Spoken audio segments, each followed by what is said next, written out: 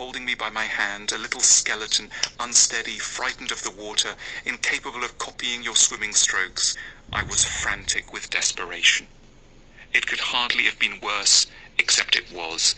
Kafka finished the letter, gave it to his mother Julie to pass to Herman, but, typical of her weakness and cowardice, she didn't.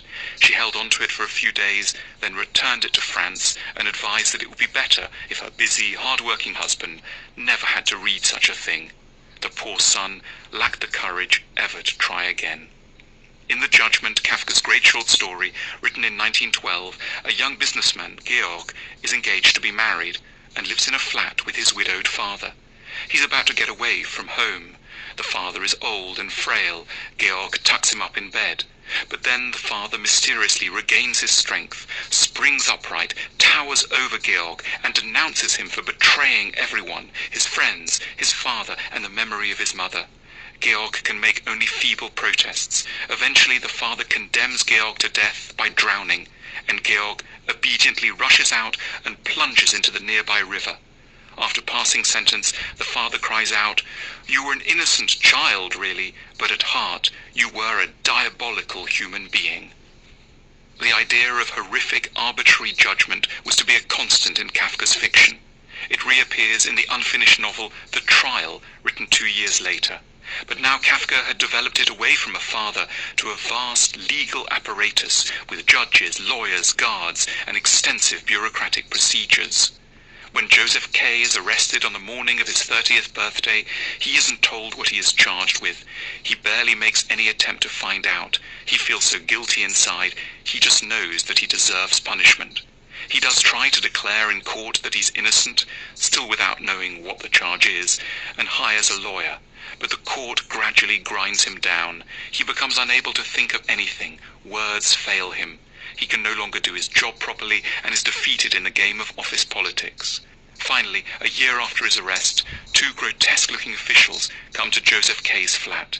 They lead him to a quarry outside the city and execute him by plunging a knife into his heart. Between The Judgment and The Trial, Kafka wrote The Metamorphosis, a short story in which a travelling salesman, Gregor Samsa, wakes up one morning transformed into an insect akin to a beetle or a bedbug. It's a story of self-disgust, about the treachery of family, and like The Trial, about terrifying arbitrary power.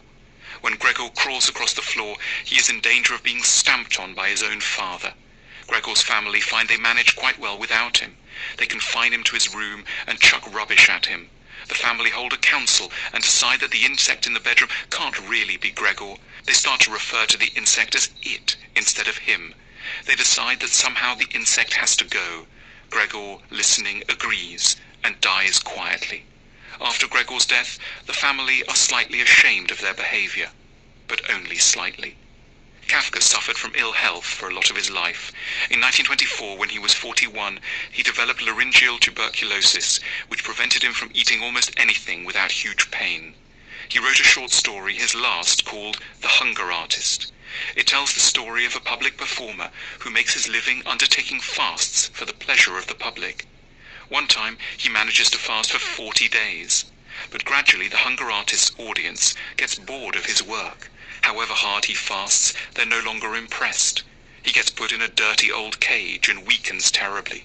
Before he dies, he asks for forgiveness and confesses that he should never have been admired, since the reason he fasted was simply that he couldn't find any food he enjoyed.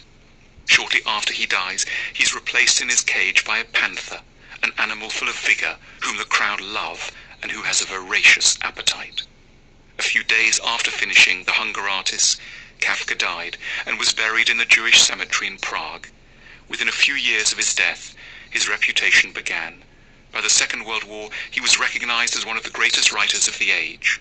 Notwithstanding, all his close family were gassed by the Germans in the Holocaust. He is a monument in German literary history, and at the same time, he is a sad, ashamed, terrified part of us all. Kafka once wrote that the task of literature is to reconnect us with feelings that might otherwise be unbearable to study, but which desperately need our attention.